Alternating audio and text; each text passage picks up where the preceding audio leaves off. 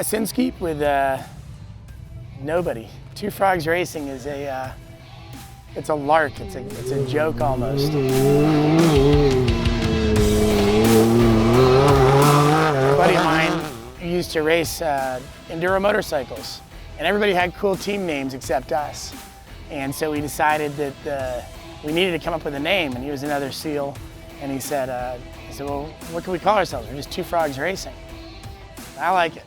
What do you mean, that's stupid? It's fine. Kind of grew from there, but it just became like a mechanism with which we could kind of make the car memorable, I guess.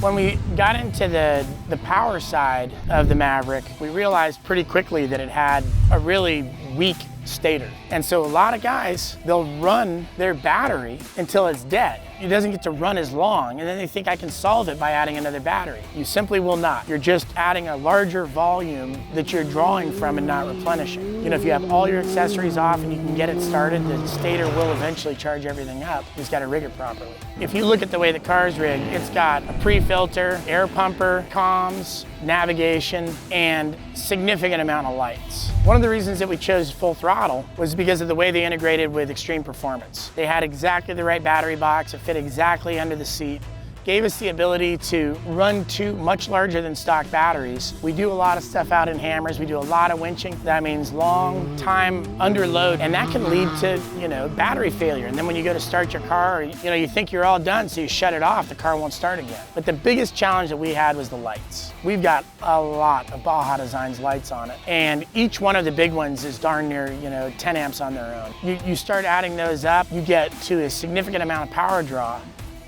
We wanted to be able to self-recover, we wanted to be able to render 8 if we needed to, or in a case like this weekend, you know, provide chase support. Makes it more fun, gives you something to do for the race week. It focuses your energy. We kind of really put a lot of effort into bringing that kind of a mentality towards the Maverick.